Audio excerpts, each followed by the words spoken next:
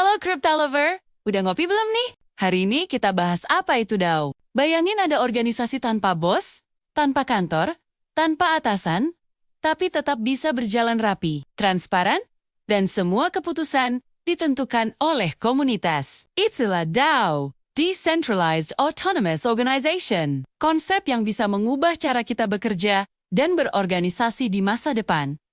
Jadi, apa itu DAO? DOA adalah organisasi digital yang berjalan sepenuhnya di atas blockchain. Semua aturan dan proses ada dalam bentuk smart contract, yaitu kode komputer yang otomatis menjalankan keputusan tanpa perlu pihak ketiga. Berbeda dengan organisasi tradisional yang bergantung pada seorang pemimpin atau struktur hierarki. DAO mengandalkan komunitas sebagai pengambil keputusan utama, jadi nggak ada keputusan sepihak, nggak ada ruang manipulasi, semuanya transparan karena datanya disimpan di blockchain.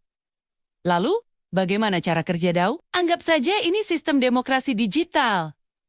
Pertama, ada yang namanya token governance. Ini adalah token yang memberi hak suara kepada para anggotanya. Semakin banyak token yang kamu miliki, semakin besar pengaruh suara kamu dalam voting. Ketika ada keputusan penting, seperti update fitur, alokasi dana, kerjasama baru, atau roadmap proyek, komunitas bisa mengajukan proposal. Lalu, semua pemilik token bisa ikut memberikan suara. Semua proses voting ini dicatat on-chain, sehingga siapapun bisa melihat hasilnya. Setelah voting selesai, smart contract akan otomatis mengeksekusi keputusan tersebut sesuai aturan yang sudah ada. Kenapa DAO dianggap sebagai masa depan organisasi? Pertama, transparan. Semua transaksi dan keputusan tercatat di blockchain.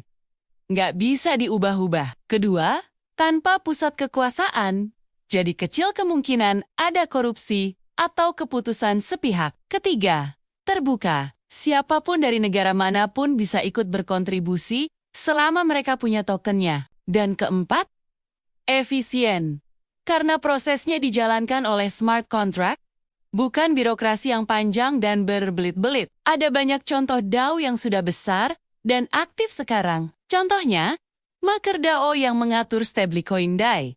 Lalu ada Aave yang mengelola protokol pinjaman terbesar di DeFi. Ada juga Uniswap DAO yang mengatur decentralized exchange terbesar di dunia. Bahkan ada Playas DAO, sebuah kolektif yang membeli NFT seni digital mahal. Dan Chiti DAO, yaitu komunitas yang membeli tanah secara kolektif di Amerika. Setiap DAO punya tujuan berbeda, tapi semuanya menggunakan voting komunitas sebagai intinya. Tapi tentu saja, DAO bukan tanpa masalah. Ada risiko governance attack, yaitu ketika seseorang atau sekelompok orang membeli banyak token hanya untuk menguasai voting demi kepentingan pribadi. Kemudian, partisipasi member yang rendah juga bisa bikin keputusan penting jadi tertunda. Dan karena DAO ini masih tergolong baru, regulasinya di banyak negara juga belum jelas, maka dari itu, DAO masih terus berkembang sambil mencari model pengelolaan yang paling adil dan efektif. DAO